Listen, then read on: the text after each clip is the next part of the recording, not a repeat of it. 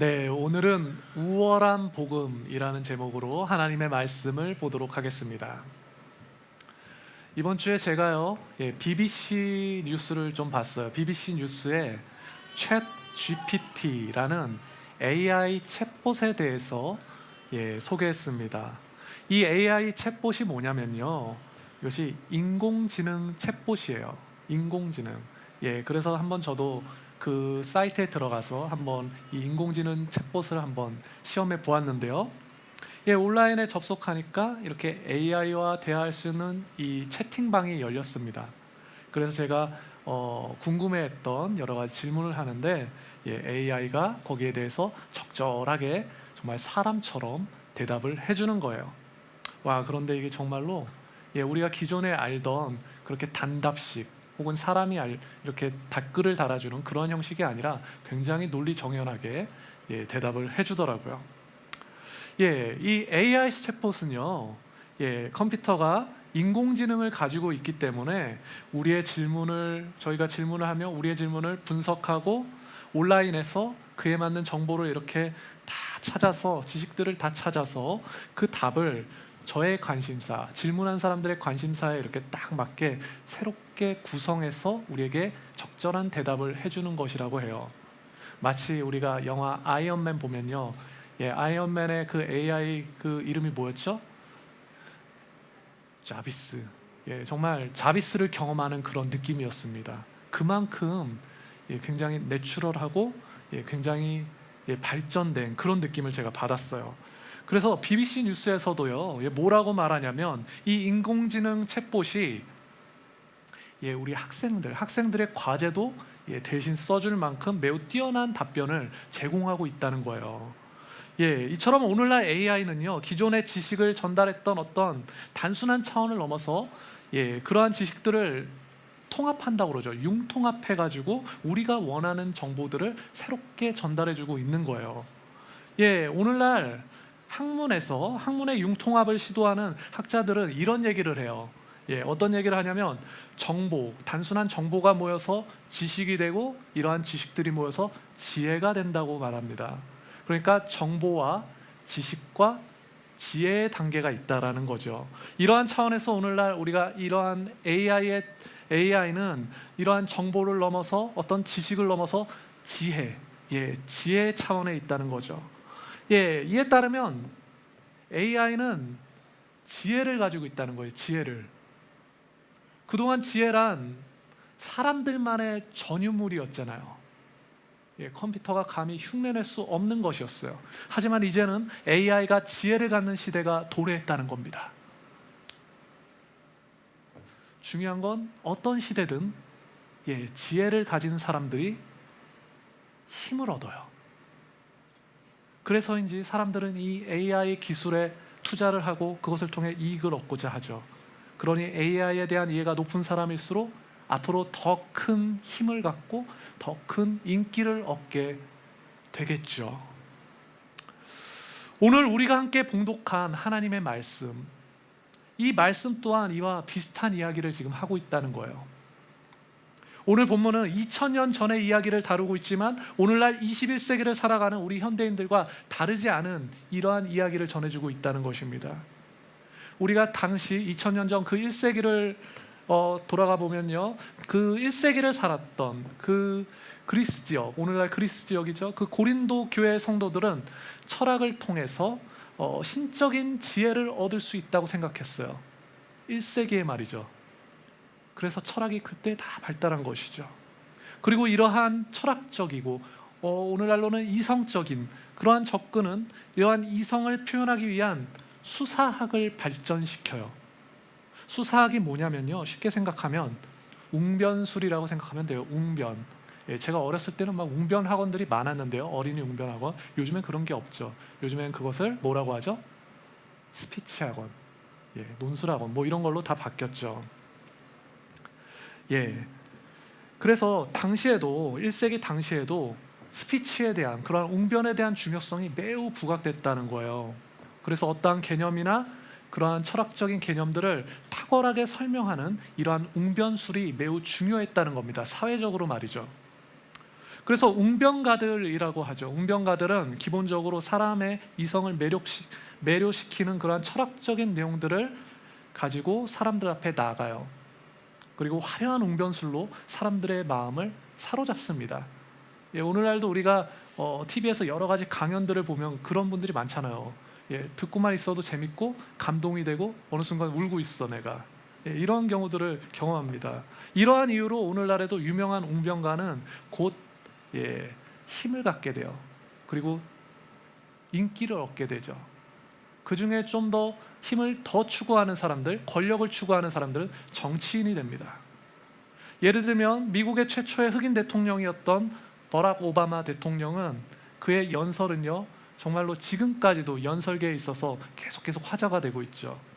그러니 1세기 그 당시에 2000년 전 그 고대 시대 당시 웅변가들은 그들이 전하는 그 내용도 지혜로워 보이고 그들의 표현도 능력이 있어 보여가지고 그러한 웅변가들은 매우 지혜로운 사람들로 보여졌고 정말 신적인 능력이 있는 사람들처럼 사람들에게 인지됐다는 거예요. 그래서 그들은 힘을 얻을 수 있었다는 겁니다. 중요한 것은 사도 바울은 이러한 시대를 살아갔다는 거예요. 이러한 시대를 살던 사도 바울은 이러한 사회적인 분위기 속에서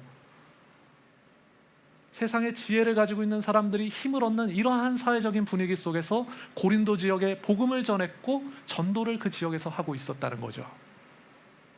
그러니 우리가 상식적으로 생각해 볼 때 만약 제가 사도 바울이라면 제가 그 고린도라는 지역에 가서 그 선교지에 가서 복음을 제가 전한다고 한다면 당시 많이 쓰이고 있는 그런 웅변술을 써서 저 같으면 더 흥미롭고 더 재밌고 더 감동적인 그러한 이야기로 복음을 포장해야만 하는 거죠.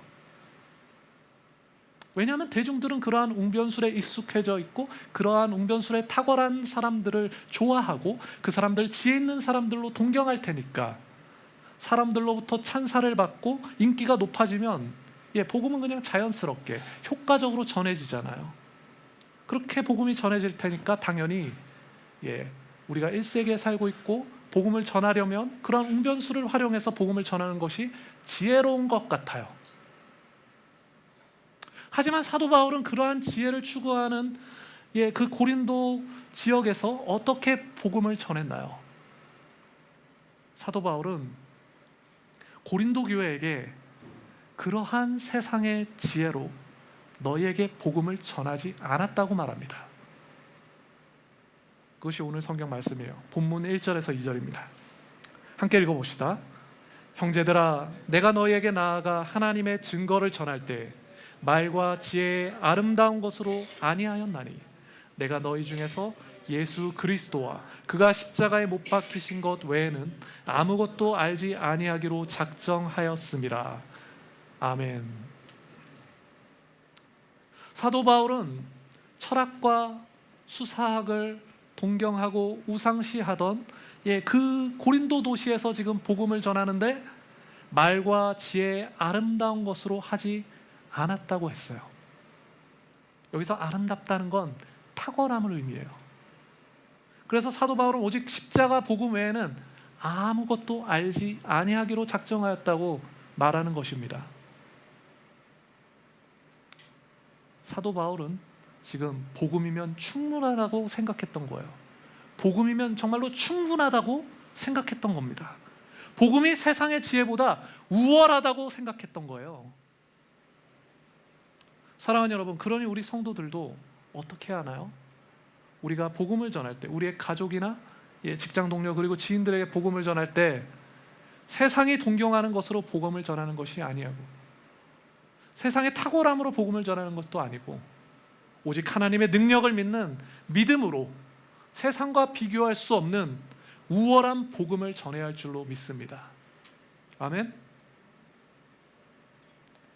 우리 좌우에 계신 분들에게 한번 도전합시다. 하나님의 능력을 믿읍시다. 우월한 복음을 전합시다. 그래요. 사도 바울은 예수 그리스도의 십자가에 못 박히신 것 외에는 아무것도 알지 않기로 작정했다고 했습니다. 사도 바울은 작정했다고 했어요. 결정했다는 거예요. 십자가만 바라보기로 결정했다는 거죠. 이 말은 사도 바울이 세상이 말하는 지혜가 구원을 줄 수 없다는 사실을 잘 알고 있었다는 뜻일 겁니다. 그렇기 때문에 바울은 어떤 개인의 탁월한 능력이나 자랑을 통해서 복음을 전하지 않았던 것일 테죠. 이처럼 사도 바울은 십자가 복음이 너무나 중요하다는 것을 전하는 거예요. 하지만 사람들이 이 말을 많이 오해해요. 어떻게 오해하냐면 오늘 본문 2절 이 한 절만 딱 띄워놓고 보면 세상의 정보나 지식은 우리 성도들에게 필요 없는 것일 뿐만 아니라 복음을 전할 때 방해하는 것처럼 그렇게 그러한 뉘앙스로 우리가 읽을 수 있거든요. 그래서 이 구절을 많이 오해하게 됩니다. 그래서 어떤 분들은요, 복음을 전하기 위해서 어떤 이성이나 어떤 지성의 역할은 필요가 없다고 주장해요. 이런 분들을 우리는 반지성주의자라고 하죠. 그래서 배움은 다 필요 없고 최소한의 십자가 복음이면 충분하다고 합니다. 분명히 십자가 복음이면 충분하다는 말은 맞아요. 하지만 배움이 다 필요 없다라는 그 말은 틀린 거죠. 이런 분들은 십자가 하나면 충분하기 때문에 지성도 필요 없고 어떤 공부도 필요 없고 신학도 필요 없다고 주장해요. 이게 왜 틀리죠? 지금 바울을 봅시다. 바울이 오늘 고린도 교회에게 편지를 보내고 있어요. 지금 바울은 스스로가 어떤 편지를 보내고 있냐면 정말로 탁월한 문학성을 가진 글로 지금 그 고린도 교회에게 선신을 보내고 있다는 거예요. 바울은 굉장히 지성적으로 편지를 쓰고 있다는 거예요. 이것이 고린도 전서예요. 바울조차도 지성과 수사법을 활용하고 있다고요. 굉장히 탁월하게. 그냥 오늘날 현대인들이 읽으면 보이지 않아요, 사실은. 그런데 고대인이라면 이것을 딱 알아챌 수 있습니다. 그리고 오늘날 신학을 공부한 사람들도 이것을 딱 알아챌 수 있어요. 우리가 성경을 그냥 쭉쭉쭉 읽어가지만 그 안에는 고대 수사법들이 잘 이렇게 굉장히 아름답게 담겨져 있다고요. 그리고 그 내용 또한 굉장히 신학적이에요. 오늘날 신학이 다른 얘기를 하는 게 아니에요. 성경의 그 얘기를 오늘날로 풀어주는 거죠. 그런데 이상하죠? 바울은 이러한 탁월함, 아름다운 것들, 말과 지혜의 탁월한 것으로 복음을 전하지 않고 십자가만 보기로 했다고 했는데 바울은 정작 그런 것들을 다 쓰고 있단 말이죠. 그러니까 이 의미를 우리가 바르게 이해할 수 있어야 한다는 거예요. 정말로 오늘날 우리가 어떤 고대 문학이나 그러한 것들을 신학을 공부하지 않으면 어떻게 될까요? 성경이 바울을 통해서 말하고 있는 것을 우리는 계속 오해할 수밖에 없는 거예요. 말씀드렸던 반지성주의자들, 이성은 필요 없다고 얘기하는 사람들처럼 원래의 뜻과 완전히 다른 뜻으로서 성경을 읽을 수 있다는 것입니다. 지금 바울이 거부하고자 하는 거예요. 지금 바울이 하지 말라고 하는 그것은 뭐냐면 철학이나 수사법 같은 어떤 세상의 지혜 그 자체에 문제가 있다고 바울은 말하고 있는 것이 아닙니다. 그러한 세상의 지혜를 통해서 자기를 자랑하는 인간의 교만함, 자기를 높이고자 하는 인간의 우상 숭배를 지금 금하고 있는 거예요. 그래서 십자가만 바라보라고 하는 것이죠. 그래서 십자가 복음을 기준으로 그 반대되는 영향력들, 우상 숭배와 자기 교만을 거절하고 이 복음만이 참된 지혜이며 이 복음만이 탁월한 능력이며 이 복음만이 세상의 그 어떤 것보다 우월한 것이라고 말씀하고 있는 것입니다. 이처럼 바울의 의도는 세상에 대한 막연한 적개심을 갖게 하는 게 아니에요. 복음의 우월성을 말하고자 한다고요. 우리가 아는 이 복음이 너무나 우월하고 탁월하다는 것을 변증하고자 한다는 겁니다.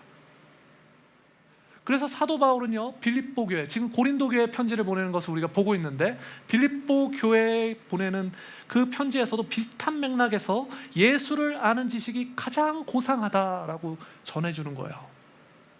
빌립보서 3장 8절에서 9절 상반절이야. 우리 함께 읽어봅시다. 시작.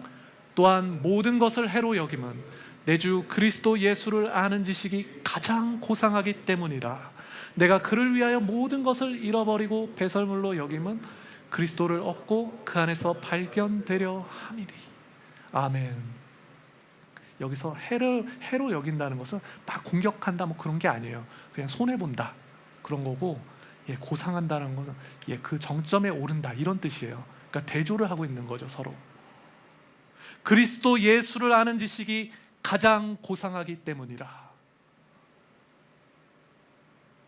이처럼 세상 그 무엇보다 가장 귀한 것이 우리 주 예수 그리스도의 복음인 것을 알 때 우리 성도들은 세상의 지혜나 어떤 다른 탁월한 능력 앞에서도 복음으로 말미암아 흔들리지 않게 되는 것입니다.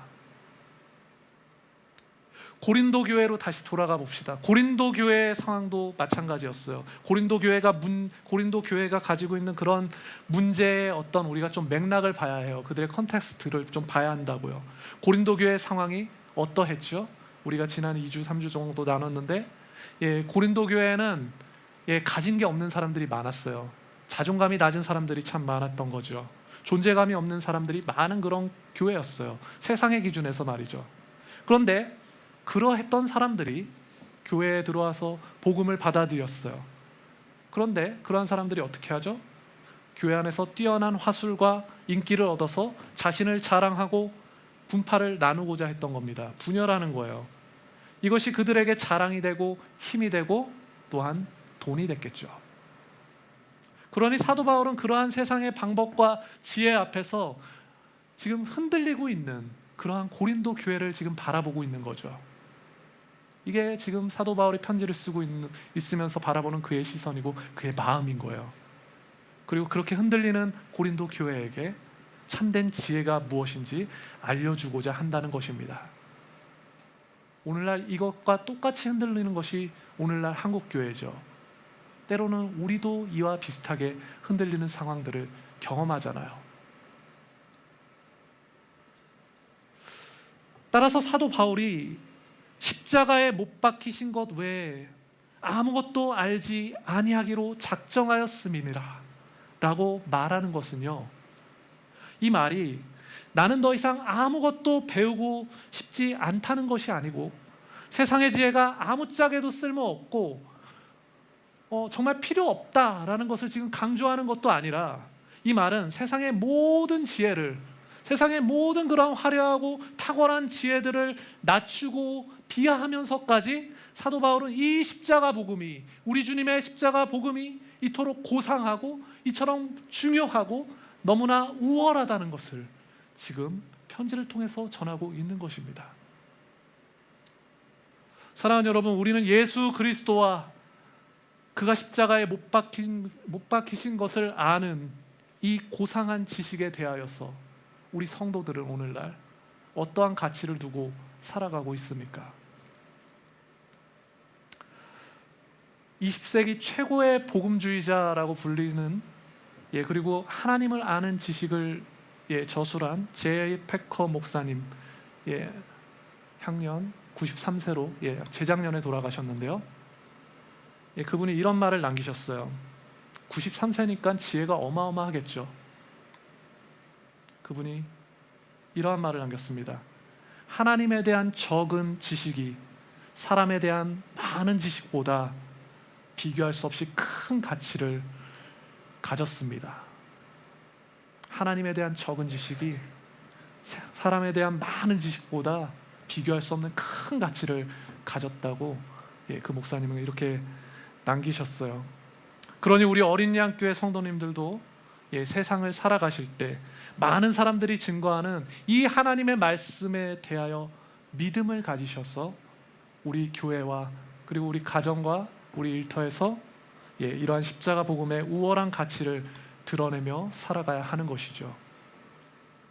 사도 바울이 십자가만 알기로 선택했던 것처럼 우리 또한 이 십자가 복음이 가장 고상하고 가장 우월한 것으로 알고 우리의 삶에 여러 선택의 순간이 찾아올 때마다, 우리의 삶에 정말 많은 선택의 순간이 찾아오는데 그러한 여러 가지 선택의 순간이 찾아올 때마다 이 복음을 선택하며 살아가야 하는 것입니다. 우리 좌우에 계신 분들에게 도전합시다.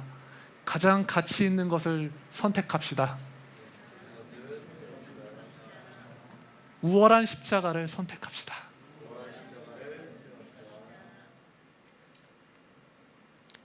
예, 그래서 성경은 이러한 십자가 복음을 선택한 삶이 어떠한 삶인지 오늘 본문 가운데 바울의 고백을 통해서 우리에게 들려줘요.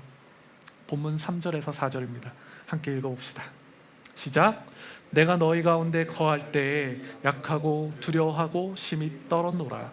내 말과 전도함이 설득력 있는 지혜의 말로 하지 아니하고 다만 성령의 나타나심과 능력으로 하여. 성경은 사도 바울의 삶이 어떠했는지 이 두 구절을 통해서 보여주고 있다는 거예요. 사도 바울은 자신이 처음 고린도 교회에 갔을 때를 지금 떠올리는 거예요. 바울은 당시 고린도 교인들이 바울을 처음 만났을 때를 지금 회상하고 있는 거죠. 그때 바울의 모습이 어떠했나요? 바울은 이렇게 회상하고 있어요. 자기 자신에 대해서 약하고 두려워하고 심히 떨었다고 그때의 일을 회상합니다. 여기서 바울이 약하고 두렵고 심히 떨었다는 것은요, 그가 십자가와 일치된 삶을 살았다는 것을 고백하는 거예요. 이것은 예수님의 낮아지심과 그리고 주님의 그 고난과 주의 죽음에 동참하는 사람이었다는 것을 보여주는 고백이라고요. 그래서 하나님께서는 세상의 약한 것들을 택하사 강한 것들을 부끄럽게 하셨다는 거죠. 그래서 탁월한 설득법으로 복음을 전하지 아니하고 바울은 성령의 나타내심과 능력으로 전했다는 것입니다. 바로 이것이 사도 바울이 보여주는 십자가와 일치된 삶의 그의 모습이었다고요. 내 인생 가운데, 우리의 인생 가운데 이 십자가 복음만 바라보기로 선택하신 분들만 아멘 해봅시다. 사랑하는 여러분, 내가 십자가의 복음만 바라보기로 선택을 했다면 나에게서 이 십자가의 복음과 일치하는 모습이 나타나야 하는 거예요. 예수 그리스도의 낮아심과 그분의 고난과 그리고 그분의 죽으심이 우리의 삶의 모습 가운데 드러나야 한다는 것입니다. 사도 바울이 주님과 동행하며 이 복음에 일치했던 것처럼, 그래서 약하고 두려워하고 심히 떨었던 것처럼 우리 또한 바울과 같은 모습이 우리의 모습 속에서, 우리의 삶의 모습 속에서 나타나야 한다는 것이에요. 이게 쉬운 말이 아니기 때문에 제가 전하면서도 정말로 우리 성도님들 약해지고 두려워하고 심히 떨면 어떡하지? 이런 마음이 들어요, 저는.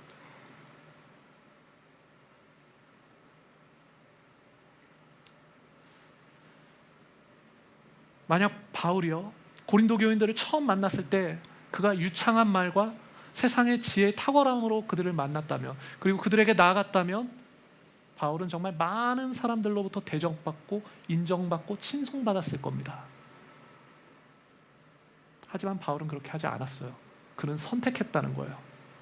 할 수 없었어가 아니라 하지 않았다는 겁니다. 그는 복음을 선택했다는 거예요. 사람의 지혜를 거부하고 오직 십자가의 복음만 바라보기로 그는 결정했다는 겁니다. 그런데 이 복음을 전할수록 그는 어떻게 되죠? 그는 어디 가도 환대를 받기 쉽지 않았고 도리어 거절을 받았어요. 때로는 법정에도 서야 했습니다. 사도행전은 그가 어떠한 거절을 받았는지 이렇게 기록하고 있어요. 사도행전 17장 32절 우리 함께 읽어봅시다. 그들이 죽은 자의 부활을 듣고 어떤 사람은 조롱도 하고 어떤 사람은 이 일에 대하여 내 말을 다시 듣겠다 하니. 18장 12절도 보죠. 갈리오가 아가야 총독이 됐을 때 유대인이 일제히 일어나 바울을 대적하여 법정에 데리고 가서. 바울이 복음을 전하면 전할수록 사람들이 조롱하고 모욕하고 거부하는 거예요. 그리고 어떤 이는 대적하고 어떤 이는 고발하여서 법정에 세우는 겁니다. 이처럼 바울이 그리스도와 일치하려고 하면 할수록 그의 몸은 약해질 수밖에 없었고 두려움에 사로잡힐 수밖에 없는 환경 가운데 더 놓이게 되더라는 거죠. 바울이 십자가 복음을 선택하자 복음 가운데서 그는 고난을 받았다는 거예요.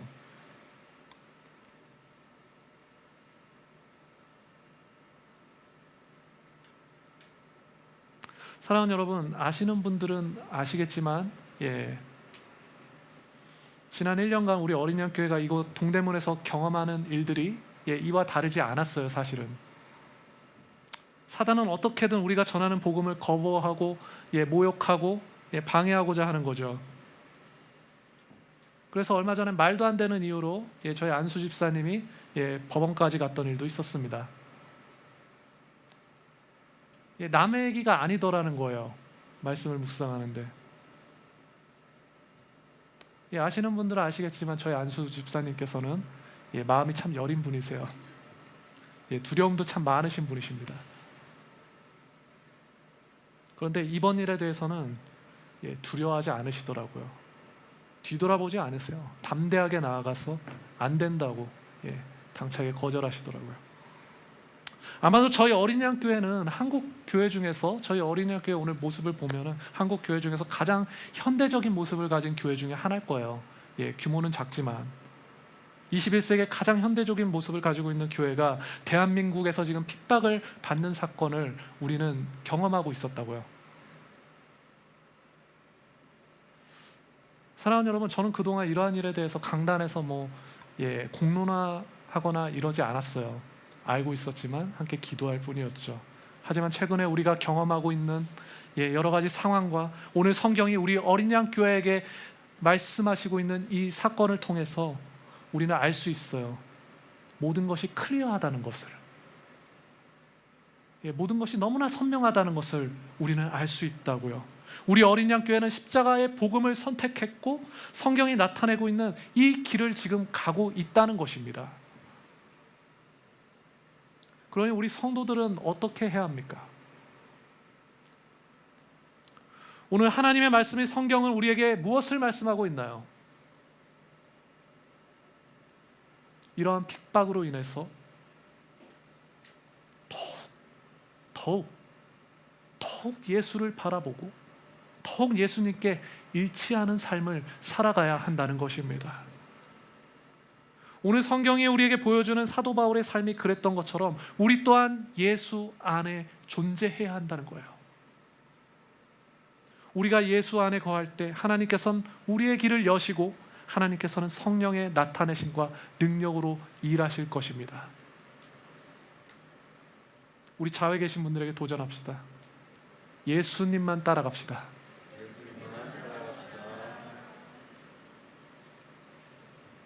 하나님이 우리 가운데 어떻게 길을 여시죠? 최근에 우리 교회에 또 다른 소식들이 있어요. 최근 저희 교회에 작은 부흥이 일어나고 있죠.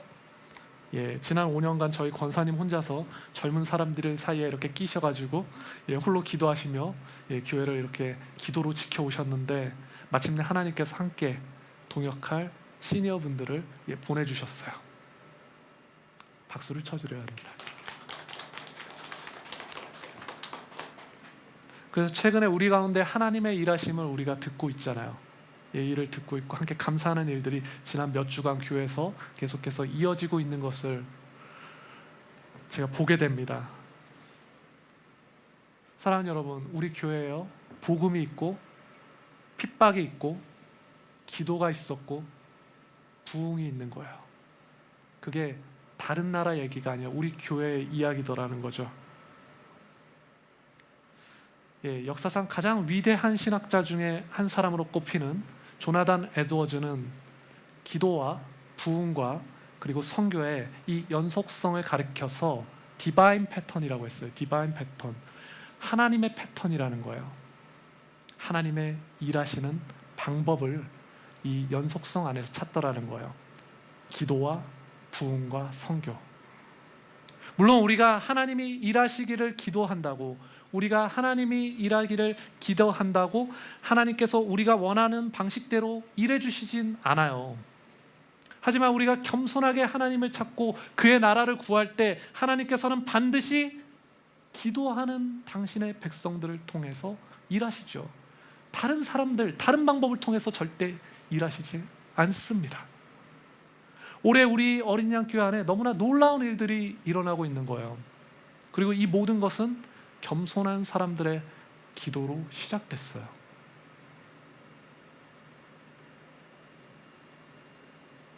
제가 아는 분들만 해도 꽤 많은 분들이 굉장히 겸손하게 금식도 하시고 방에서 울면서 기도하시고 이러한 분들이 계셨어요. 최근에 말이죠. 괜히 이러한 일들이 일어나지 않는다는 거예요. 사랑하는 여러분, 우리가 구해야 할 표적은 바로 이것입니다. 참된 표적이 되시는 예수 그리스도를 구해야 하는 거예요. 이 땅의 표적을 구하는 것이 아니라 하나님의 영광이 우리 가운데 임하고 하나님의 나라가 우리 교회 가운데, 이 땅 가운데 임하는 것을 우리는 구해야 하는 거예요. 우리가 이러한 기도를 올려드릴 때 이러한 기도는 우리 가운데 어떻게 응답될까요? 우리의 기도가 가장 영광스럽게 응답되는 현장이 언제냐면, 그 현장은 우리가 가장 복음을 우월하게 생각할 때, 그때 우리의 기도가 응답되는 것을 확인할 수 있어요. 우리의 연약함과 우리의 두려움에도 불구하고 우리가 여전히 예수님께 일치하며 살아가는 곳이 바로 우리의 응답의 현장인 거예요. 어떤 상황과 환경에도 그리스도의 영광을 구하고 하나님 나라에 대한 부흥을 구하며 그냥 살아가는 거예요. 건강이 안 좋아요. 그래서 몸이 많이 힘들죠. 직장은 경기 침체로 위태로워요. 업무는 과도하고 육아가 너무 버겁습니다. 그래서 여전히 나의 자리가 나약한 것 같고 이 일들이 너무나 두렵고 정말 심히 떨릴지라도 우리는 그곳에서 하나님의 영광과 그분의 나라를 구한다는 거예요. 우월한 복음을 믿고 있기 때문에. 그러할 때 우리가 서 있는 그곳에서 우리는 그 우월한 복음의 실체를 만나고 경험하게 되는 것입니다. 우리는 우리를 위하여 가장 나약한 모습으로 십자가에 못 박히신 우리 구주 예수 그리스도를 그곳에서 만나게 되는 것입니다. 사랑하는 여러분, 세상의 지혜로는 이 위대한 가치를 이해할 수 없어요. 세상은 이걸 깨달을 수 없습니다. 그리고 믿음을 떠난 사람들도 이러한 가치를 믿지 못해요. 그래서 세상의 지혜, 사람의 지혜, 그러한 말과 지혜의 탁월함으로 살아가려는 시도를 멈추지 못하는 거죠. 왜냐하면 그들은 성령의 나타나심과 능력에 대한 어떤 신뢰가 전혀 없거든요. 사도 바울은요, 끝까지 예수님께 일치하여서 성령의 나타나심과 능력으로 일했다고요. 그도 말과 탁월함으로 일할 수 있었지만 바울은 하나님의 일하심을 기대하고 그것으로 일하기를 선택했다는 것입니다. 사랑하는 여러분, 우리의 선택은 어디에 있습니까? 한편에서는 탁월해 보이는 세상의 지혜와 다른 한편에는 사람들이 혐오하는 십자가 복음이 있어요. 우리는 이 사이에서 어떠한 선택을 하고 있나요? 우리는 기꺼이 이 우월한 복음을 선택해야 하는 것입니다. 우리 차에 계신 분들에게 한 번 더 도전합시다. 복음이 우월한 것입니다. 복음을 선택합시다.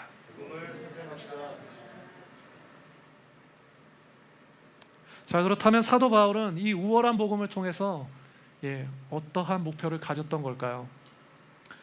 그의 미션, 그의 전도와 선교는, 그의 목표는 무엇이었나요? 사도 바울이 이 복음을 통해 목표했던 것은 다른 어떤 것이 아니라 고린도 교회의 성도들이었습니다. 그는 성도들을 위해서 이토록 십자가에 헌신된 삶을 살았다는 거예요. 본문 5절이에요. 우리 함께 읽어볼까요? 너희 믿음이 사람의 지혜에 있지 아니하고 다만 하나님의 능력에 있게 하려 하였노라. 아멘. 사도 바울은 자신이 먼저 하나님의 가치를 인정하고 예수님께 일치하는 믿음을 보이고자 했던 거예요. 그래야 이제 믿음을 갖는, 이제 사도 바울이 복음을 전하는 그 고린도 교회 성도들도 그들도 바울을 본받아서 사람의 지혜가 아닌 하나님의 능력 안에 거하게 될 것이기 때문입니다. 바울은 고린도 교회의 성도들을 인도하고자 하는 거예요. 참된 가치가 있는 곳으로 인도하려고 이 미션을 수행하고 있다고요.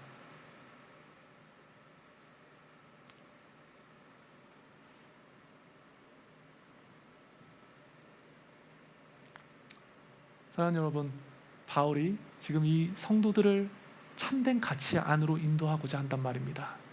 그래서 이 복음에 일치된 삶을 스스로 살 수밖에 없는 거예요. 자신의 동기와 목표가 일치하는 거죠. 사랑하는 여러분, 먼저 은혜 받은 분들, 우리 가운데도 먼저 은혜를 받고 먼저 예수님을 만난 분들이 계세요. 그런 분들은 그에 합당한 본을 보여야 한다는 겁니다. 바울이 그러했던 것처럼 우리 자녀들이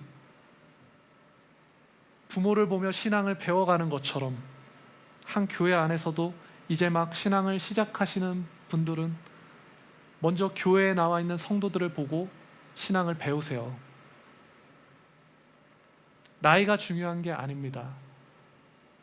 체면이 중요한 게 아니라는 거예요. 중요한 것은 우리가 복음을 받아들였고 이 복음은 세상과 비교할 수 없는 우월한 가치를 가진 그러한 하나님 나라에 대한 가치를 가졌다는 것이 중요해요. 그래서 믿음이 있는 우리는 이 가치를 붙잡을 수 있어야 한다고요. 나이대로 순서대로 붙잡는 게 아닙니다. 그렇게 세상을 쫓는 사람들은 이 하나님 나라를 소유할 수 없는 거예요. 사랑하는 여러분, 이제 신앙을 시작하시는 분들에게 본받아야 할 신앙의 선배가 필요해요. 지금 이게 우리 교회의 현실이에요. 시니어분들이 많이 와 계시는데 나이가 중요하지 않습니다. 배우고자 하는 그 열정이 중요하죠. 우리 하나님 앞에서 다 똑같아요. 젊으신 분들에게 부담을 많이 드리지는 않을게요. 하나님 앞에 서십시오. 십자가 앞에 서세요. 십자가를 선택하십시오. 이게 우리의 책무입니다. 우리의 미션이에요. 실제 나이가 상관없어요. 중요한 건 신앙의 연륜이에요. 그렇게 이미 신앙의 연륜이 있으신 분들이 공동체의 본이 되는 삶을 살아내야 하는 것이죠. 이것이 우리에게 가장 우선되는 미션이 되는 것입니다. 이 미션이 이루어져 갈 때 하나님께서는 우리의 지경을 넓히실 것이고 더 많은 사람들이 어린 양 교회에 나와서 하나님 나라의 가치를 경험하게 될 것입니다. 이 비전을 가지시길 축복합니다. 그러니 우리 성도님들은 늘 예수님을 본받기 힘쓰시고 우리에게 주어진 이 미션을 감당하시되 서로가 서로에게 예수님의 형상을 나타내시길 소망합니다. 우리 좌에 계신 분들에게 이렇게 인사합시다. 예수님을 본받읍시다. 예수님을 나타냅시다. 예, 말씀을 맺겠습니다. 사랑하는 어린이학 교회 성도 여러분, 하나님께서 우리에게 세상과 비교할 수 없는 우월한 복음을 허락해 주셨습니다. 그래서 믿음은 이 우월한 복음으로 인하여 우리의 인생을 하나님의 능력을 경험하는 그러한 인생으로 변화시키죠.